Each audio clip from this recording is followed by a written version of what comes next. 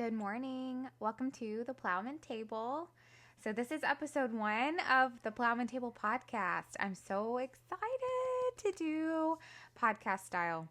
I really tried the blog and some videos, and the videos are fun. The blog is tricky when you are a stay-at-home mama of 4. The podcast, it just allows us to talk about the things that we love and get on with it and share it with you and see what you think. So welcome. Okay, so episode 1, we are going to talk about 10 ways to make the grocery budget stretch. Our podcasts are not always going to be stuck to, food or groceries. At the Plowman Table, we talk about happiness, home life, and hospitality. And part of home life is feeding the people. I asked my friends a couple of weeks ago to kind of weigh in on what their grocery budget is like. How many people does it cover? Do you shop twice a month, once a month? Is the budget, does it include household things? So cleaning products, paper goods? Does it include pet food? Or is it just strictly the food that goes on the table? And we got a variety of answers, and some of the responses, they were shocking. And I found that our family kind of fell the higher end, but still in the middle, all at the same time. And I apologize if you hear children in the background. It is summer break, so they're having a good time. But my family, I'm sorry, it fell kind of in the middle, but closer to the higher end of the middle. And we all, even with just the responses, I think we all realize that there is some room for improvement in stretching our grocery budget. So that is what I am here for today, to tell you 10 things that we do at our house that help the groceries stretch. So without further ado, let's get into it. So number 1, you can't make the grocery budget stretch if you don't really have a good grasp on the money available to spend. If you haven't taken a little look-see at your budget in a little while, hello, it is 2025 and things are expensive. They're expensive. So I would encourage you to sit down and at least look at the past 30 days. If your banking app can show you further back, if you can, I would go about 90 days and see where are you spending your money the most, and ask yourself, be honest, is that really how you want to spend your money? Is that the best investment of your money? And if it's not, then get a hold of what you should spend and what has to be spent. Maybe see if there's some extra convenience things, some frivolous things that you don't need. Just kind of look at it, kind of play around with it. There's tons of content out there about how to get a really good budget plan going on. That is not what I'm here for today. But you need to know how much money you have to spend on groceries. And once you have this number in your mind, it's going to create this mental filter when you're shopping via online or at the store. It's going to be okay, this is what I have. And if I overspend, I'm going to put some stress on my financial situation. I don't really have the money to buy this extra thing. Or, okay, yeah, that's a good purchase. That's gonna feed us a couple of times, and that is a good investment of my money. It's just, even if you don't do it perfectly, it's at least going to slow you down enough. You've seen it, you know the number, and you can't fully ignore it. It's at least a guardrail. Budgeting takes time. Being disciplined about the budget. Discipline is, it's not a word anybody likes. It takes doing it over and over and over. It takes consistency, and consistency is key. But once you get going, once you have that number, it's just going to be easier to stop yourself buying extra things. All right, so know your budget, number 1. Number 2, I have to shop at home first. So shop your own pantry, your own fridge, your own freezer before you go to the grocery store. Look and see what already exists in your home that you can pull together to make meals from. Or cleaning products. Look and see what you already have. You might have a great bottle of cleaner shoved way underneath the kitchen sink and just out of sight. Look and see what you have that you can already use. For example, I don't know what my problem is, but I've been buying like 100 bottles of mustard. I keep forgetting that I already bought it, and I'm only using like this one bottle until it's totally empty in the fridge. And so every time I use it, I'm like, oh, I need mustard. And I didn't look in the back of the pantry. And lo and behold, there's some mustard in there. I've bought it like 3 or 4 times already. Stop buying mustard, lady. Look and see what you have. And you might need to like make a list of what you think you need first, and then look in your pantry and see what you have and mark it off if that's easier for you. But if not, just at least give it a one over. You're gonna see, oh, I do have spaghetti noodles, I do have sauce, I can make pasta. We have some chicken, we have some beef. Okay, I at least have another week's worth of protein going on. You don't have to fully write down every meal and every ingredient you need and put it on your list and go to the store.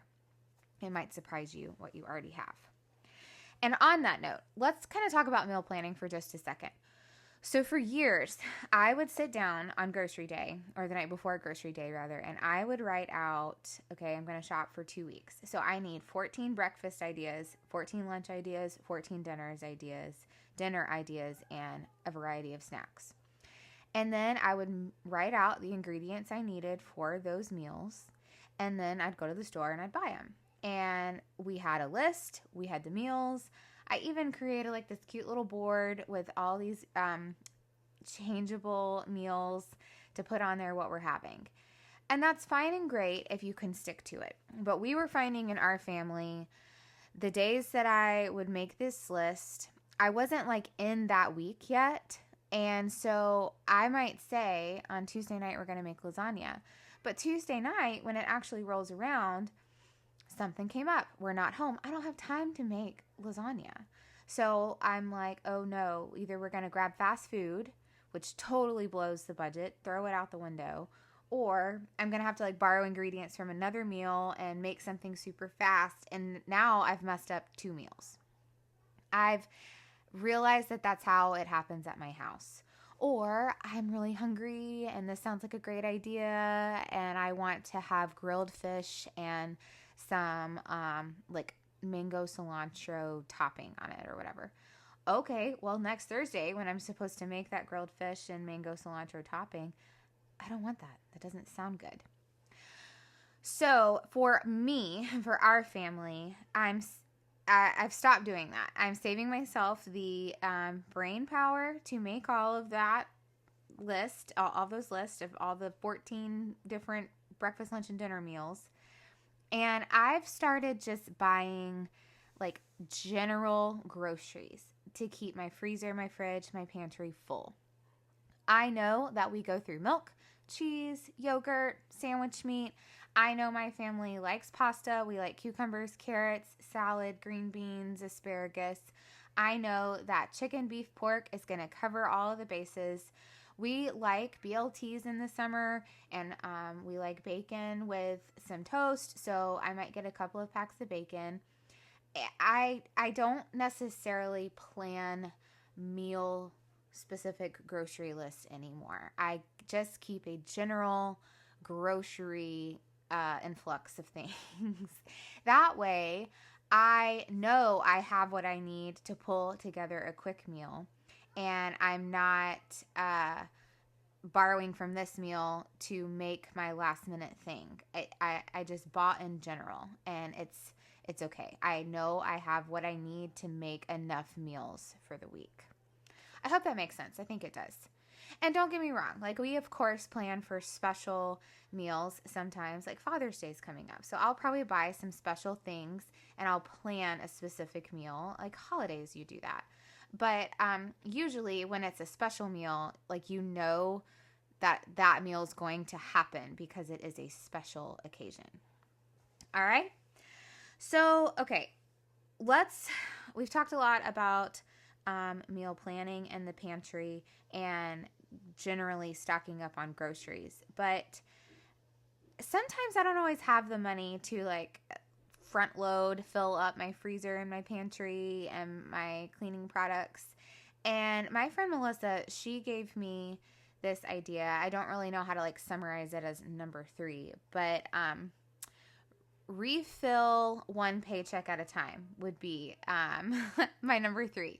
And so what I mean by refill one paycheck at a time, on this week's paycheck, refill the freezer. Let's say there's a really good meat sale going on. On this check, you're going to get the meat. You don't have to restock the pantry and get all the paper goods all on this check. This one, you're just working on the freezer. The next check that rolls around, you are going to, the freezer is full. You might have to settle for what you bought. You can't give in to I want something new yet. You already refilled the freezer. This week, you're going to focus on paper goods. So you might restock the paper towels, the toilet paper, paper plates. Man, paper plates save the day.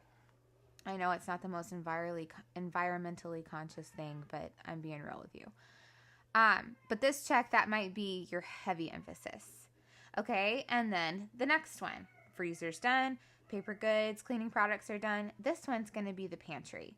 I might restock my flours, my sugars, my pasta, my canned goods. I'm not putting all of that weight to restock the pantry all on one check. I'm spreading it out, and all of the things are getting covered. All right. I apologize. My children are having a real good time in the kitchen. Not really sure what they're doing. Okay. So number 4, we've restocked our pantry, but when we go to the grocery store, we need to make sure that the ingredients we buy are going to cover multiple meals. So multiple meal ingredients. That's number 4. For example, if I am buying a rotisserie chicken from Costco, I'm going to eat that rotisserie chicken for dinner.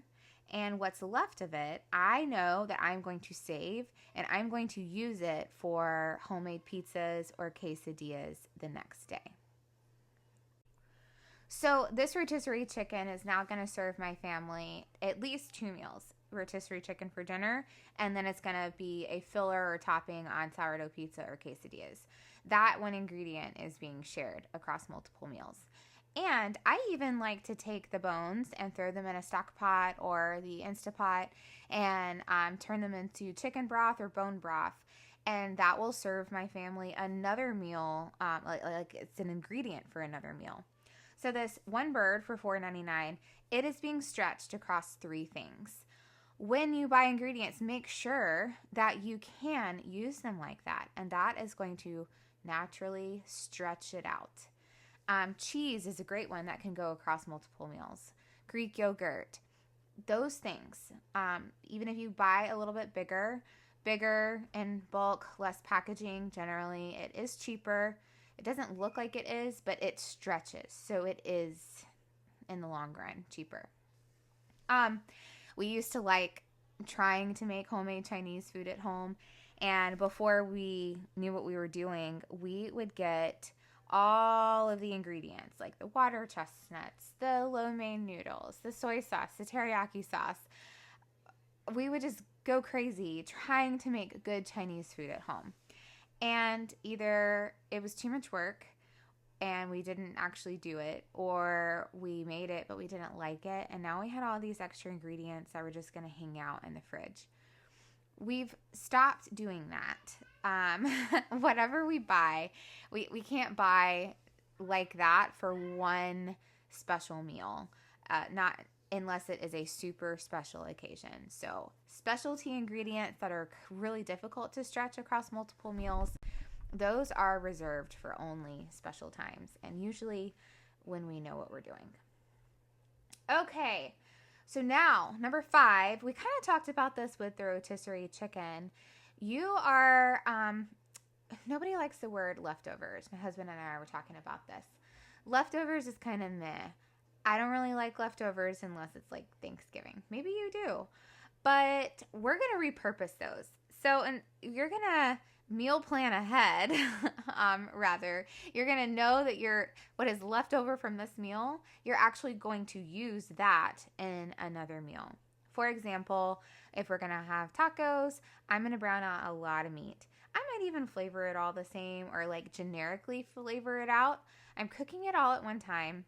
And I'm going to use that meat for tacos, but what is left, or I'm going to set some out even if I'm really ahead of the game on reserve, what I've cooked all at one time, I'm going to use some of it the next day for spaghetti or chili. And you know what? Even if you're not ahead of the game, taco meat, man, throw some spaghetti sauce on it. It's gonna go together. Let's say you do a lot of kebabs over the summer. Our family loves those, but the kids aren't wow about the vegetables. Those vegetables, they don't have to sit in your fridge and die. You can use them really soon the next day on a pizza or in a salad, or if it's a softer vegetable, throw it in a blender with your pasta sauce and make spaghetti for lunch. And all of a sudden your kids are eating the vegetables that they were kind of about the night before. You're just repurposing those leftovers. You are using it more than one meal at a time. You are getting creative with it. All right? Okay, so number 6. I keep mentioning sourdough pizza, and it's because it's a skill that I've learned. So number 6 is master a kitchen skill. It doesn't have to be sourdough bread. That's not what I'm advocating. But if you can learn how to make bread, you can use 1 bag of flour for bread, biscuits, cookies, cake, whatever you bought the flour for. If you get really good at baking, that is a skill that you don't need the grocery store for anymore. You can make something better and like a lot more yummy and cheaper at home. Coffee. My husband and I love coffee. We have learned how to make delicious coffee at home, and it saves us literally hundreds of dollars. We don't go to the coffee shop down the road, and there is a lot of coffee shops available for us. We don't go there because we can make good coffee at home. We got a little milk frother. It's like you can get, well, ours is battery, but you can get some that are like USB rechargeable. It's got a tiny little whisk head on it. You put your half and half or milk or creamer in your cup first, give it a froth for a couple of seconds, pour your coffee in, and that foamy milk kind of rises to the top. It's so good. It's just, it's better for you. It's not as sweet as the coffees that you get at the place, but I can't explain the magic. It just elevates it to the next thing, and it is delicious, and it's going to save you money.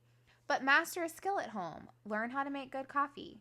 If you do like the flavored coffees, well, find some ingredients that you already have, find some recipes online, and give it a try at home. And then when you get good at it, then you could spend some of your money that you're not spending at the coffee shop and get your own syrups at home. Just master a skill. Another skill that's going to lead into number 7 that you could master is learning how to break down meat. So number 7 is actually less packaging equals less expensive usually, especially with meat. My husband, he's a meat man. He works in the food industry with meat. And we know how to break down whole muscle cuts of meat or whole chickens.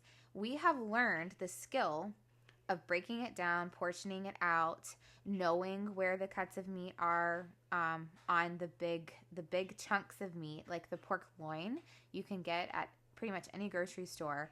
You can get a roast, like a pork loin roast out of it, and pork chops. Or you can, if you have a meat grinder, like an attachment for a KitchenAid, you can make ground pork. Learn how to butcher a larger cut of meat. Get the less packaged version at the store. Stop paying for someone else to have worked and broken it down and put it in the individual trays. Don't spend the money on that. Learn how to do it yourself. Get you a food saver, or you can even use gallon freezer bags. We have purchased a food saver. I'll link that for you. And we're in charge of the packaging at home. And we can divide up the meat however we want. And we fill the freezer ourselves from bigger cuts of meat. The food saver allows you to vacuum seal like dry goods or wet goods. We love it, and it's not like a sponsored thing. I'll link it, and if you purchase it, it is an affiliate link with me, and like if you purchase that, I get a kickback from it, but it's not a sponsored thing. We just love the food saver, and it has saved tons of money for us. It's not just a food saver, it's a money saver. So number 7, less packaging, less expensive. All right, number 8, share with others. So since we're on the meat kick, let's talk about that. Let's say it's this week, you're filling the freezer week, and there are some really good meat sales on more than one cut of meat. Maybe it's a great box of chicken. Maybe it's a great a whole side of beef, but it's a big package of beef. But you don't want to fill your freezer with just those things. You don't want to eat chicken for every meal, or you don't want to eat beef for every meal. You don't have to necessarily. Ask a friend to go in with you. Agree upon like a split price. Get together, break up the meat. You both go home with a freezer full of a couple of things. It's the summertime. And let's say you've planted a ton of tomatoes because you had space for that, but your friend, they have a bigger yard, so they had space for the vine fruits like cucumbers and squash. Trade, swap. Go to your local farmer's market. Sometimes they allow for vendors for super cheap. I'm going to be at the farmer's market this weekend, hopefully, selling some of my bread. If you have a kitchen skill, use it. Or just trade. Find people up there, build a relationship with them, see what goods they have, see what goods you have, and trade. I know that that's not realistic for everybody, but you would be surprised at what is available for us in communities if we just ask for it and look for it. We have a lady that she has cows, dairy cows, and she will trade you milk for baked goods because she doesn't want to bake, but she has to milk this cow. Come up with an arrangement and you trade her baked goods for the milk. I live in the city. I live in the city of a city in South Carolina, and I can find it here. I guarantee that you're going to be able to find it somewhere where you live. All right, so share with others. Okay, number 9, meat does not have to be the main item. In America, we are all about meat and potatoes. We've got to figure out how to not make meat the focal point, and if we can, it is going to save us a lot of money in our meals. So one of the meals we do that meat is in it, but it's not number 1, is a burrito bowl. The rice and beans and roasted vegetables, which is usually a bell pepper, onion, and sweet potato. Those are the main things. And then I will grill 2 chicken breasts and dice it up, and that will feed all 6 of my family members with a leftover bowl the next day from 2 chicken breasts. Everybody in the house doesn't have to have a whole serving of chicken breast. It can be diced up and added in. And the less expensive ingredients, they are the main star of the dish. Same thing for like a salad over the summer. Maybe you want a steak salad, but you can't afford to buy everybody a steak. Well, don't. Get 1 or 2 bigger steaks, grill it, and make a steak salad at home. Get some romaine lettuce that's relatively inexpensive, and it's going to last in your freezer a lot longer than iceberg lettuce. Use that, some corn, some cucumbers, some cheese, tomatoes, chop up some onion, whatever you want in your salad with the less expensive ingredients. Fill it up and then top it off with your protein choice. Meat doesn't have to be the main thing. Okay, and then number 10, this is not necessarily budget saving. Like, it's going to cost you a little bit more, but it's cheaper than the alternative. Find some fast food items at home. This might be a frozen pizza, a frozen lasagna, a ready-made taco kit. We live close to Costco, and they have these incredible taco kits that are $16. 2 of them will feed my family of 6 3 times. And granted, we have children, but 2 of them eat like adult portions. There's a lot of food in there. It is fast food. And 2 of them cost us about $32, whereas if I took my entire family out to Chipotle and got similar things, we're talking $45, $50 for one meal. One. I can get 2 trays, $32, and it feeds my family 3 times. And it was just as fast. I got it, went home. I was at home. Convenience meals sometimes, yes, are full of preservatives and salt, and that's not what I'm talking about. But if you're reaching for fast food at the burger place, you're doing the exact same thing and you're spending twice as much money. When you grocery plan and you know you have a busy night, give yourself some grace and pick a alternative that is fast and ready to go at home. Consciously do it. And then when that busy night gets here, you could still go out to fast food, but you're going to know that you bought something already at home that was fast and easy, and you really don't have an excuse other than your own self not to use it. But you have to build it in. If you don't build it in and you say, okay, well, I'm going to have a busy night and I'll just go to the store that night and grab a ready-made meal, most likely, you're not going to actually do that. You're going to reach for the fast food that's ready to eat at a moment's notice. I get it. Sometimes I'm so hungry, the kids are batty, you have to get food in them.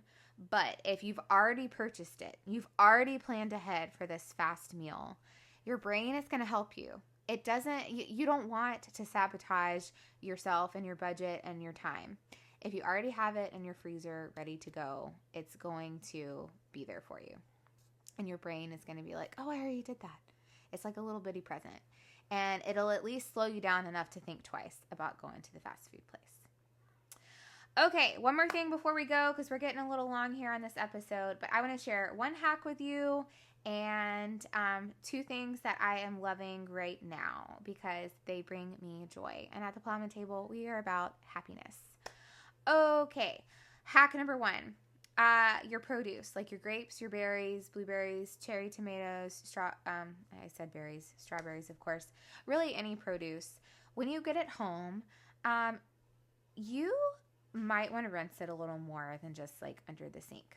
Somebody told me to try this and I was like, okay, fine. I've given it a whirl for over a month now with my grapes, blueberries, strawberries, and tomatoes. You take your produce, put it in. I rinse it off first, so like a preliminary wash. I put my grapes in a bowl or whatever produce I'm rinsing off in a bowl. I cover it with water, and I also add to that water 1/2 to 1 cup of white distilled vinegar with 5% acidity. And I kind of just stir it around for 2 minutes, no longer than 2 minutes. If you do, the fermentation process does begin. Fizzy strawberries are interesting, but it's going to shock you how gross the water is and how much you got off of your produce. Your grapes are disgusting unwashed. I'm telling you, I don't think I can ever eat a grape unwashed ever again after doing the water and vinegar bath. So after 2 minutes, drain the water, give it a quick rinse off, and then kind of pat it dry with some paper towels. And then if you have a glass jar, like a old spaghetti jar that you've saved and washed out, put your grapes or your tomatoes or your berries in the jar, something really good and airtight, and throw it in the fridge. Y'all, if my stuff isn't consumed like immediately, my tomatoes, my grapes, my strawberries, they have lasted the full 2 weeks without getting mushy or moldy. I couldn't believe it because so many times I've bought berries and they'll barely make it a week at home before they start getting squishy and gross. 2 weeks. or longer. I actually found a jar of cherry tomatoes that got shoved in the back of the fridge, and they were fine, totally fine in this glass jar. Plastic containers, they will work. I don't know why. Somebody smarter than me can explain it to you, but they just don't seem to do the job as well as a glass jar. And that's not just me being hokey. Like, it just doesn't work as well. So that is my hack, a water vinegar bath for your produce. 5% acidity, 2 minutes. We can thank Farmhouse on Boone for sharing that idea with us. And then lastly, 2 things I want to share with you that I am loving right now. Okay, 2 things I want to share with you that I'm loving right now. And yes, I do have affiliate links for these if you are interested, and it does help out my family. My Awala water bottle. This is like an extension of my body. It goes with me everywhere. It has a straw in there, but it also, you can just drink it regular if you forget your straw. I love it. It holds a ton of water. I do not, and haven't for years, bought plastic water bottles unless like it's like we're out of the house and we had to buy a case of them for something. This goes with me everywhere. I love it. Awala. It's better than Yeti. Yes, I said it. Okay. Groons. I fell for this. These are a gut health, energy, immunity, recovery, beauty, and cognition gummy vitamin. I didn't like them at first because I think I was expecting them to taste like a fruit snack, and they're a vitamin. Like, you're going to know it's a vitamin. My husband, he's like, oh no, that's a fruit snack. He loves them, and he will not eat like a regular, like the dry kind of chalky vitamins. He will not do it. Or the pills, he will not swallow it. He loves these things. And he's like, can I have 2? No, you only need 1. I love Groons, and I have a discount code and affiliate code for you that I will link if you are interested. They make them for adults and they make them for children. You can get different kinds. We just got like the comprehensive gummy because I needed all of the benefits that it had. But you can kind of specialize it. You can see all of the ingredients that they have online. But I love it. At first I was like, it's just a vitamin. But now I find myself like looking for my Groons every single day. It has helped. I've noticed I have stronger nails. My hair is finally starting to grow. It's finally growing. My hair does not grow, y'all. And it gets your digestive tract moving. So if you need some help in that department, Groons are your friend. Well, thank you for hanging out with us today on the Plowman Table. I cannot wait to share more things with you. I hope you have a wonderful week.